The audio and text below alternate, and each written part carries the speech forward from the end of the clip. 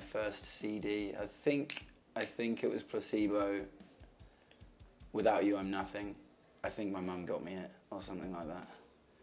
And I'd just play that one CD on repeat over and over and over again. And aside from that, just skateboard videos and just listening to the soundtracks and finding out bands musically through that. Yeah, that's pretty much how I got into punk and hardcore though. So it's directly through skateboarding for me. I wasn't the kid that went to shows. Well, not until a lot later anyway.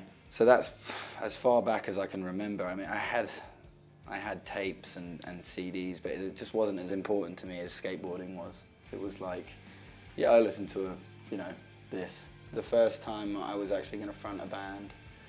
My band from Brighton was called Turn Cold. It's in the same style as Dead Swans, basically. It became comfortable, that's why this came out, so I got used to doing that thing. I was so nervous. We played the Hobgoblin in Brighton. I can't remember the exact time, but all my friends were coming down. It was just all my skate friends, basically. I just remember completely bricking it. I think that was my first take on stage fright, It was horrible. And yeah, after that, I was just like, okay, when's the next gig? Like, it was just so powerful to me. When we first started, like, our first tour was actually with our friend's band called Honor Amongst Thieves. And it was short. It was only, you could say, different ball game entirely. That was really when you get that butterflies in your stomach. It's just so exciting to go anywhere that's not your town. And that was my first take on it. I think when you go into it young, everyone that's in a band that's done it, they go through the notions, It's like, you'll grow an ego at some point, or something. Not everyone in the band, but it will get different people. And eventually, I think you kind of go up and you come down quite a lot. We did the same European tour so many times that you could say wore thin. Now we're only doing a week or 4 shows or a weekend. I pay way more attention. I'm cherishing it a lot more. We never thought we would never not be touring. It just felt endless and indestructible. So I started singing in a band, you could say singing in a band, because I wasn't playing an instrument. And me and my friends wanted to start a band, and I think it was kind of like, yeah, I'm gonna do it. There was something about it, early AFI and stuff like that.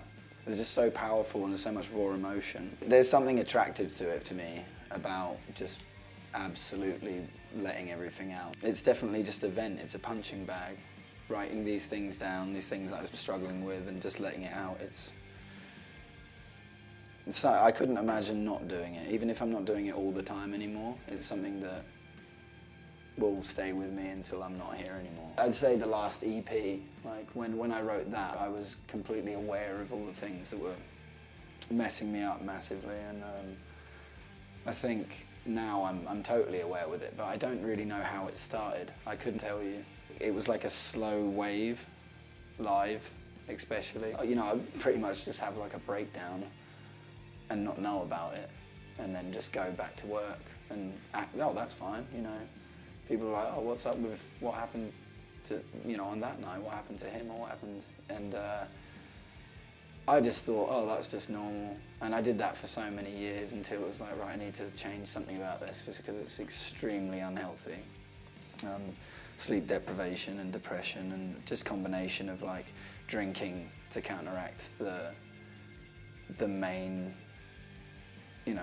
everything I couldn't deal with, basically. So it would just numb yourself from it all. And then now, like, it's the same, but I handle it way differently, and I think it's given me a completely different outlook on what I can do personally with the band. But I couldn't tell you like how it formed, or it's too long to it's like an evolution of pushing through shit, basically.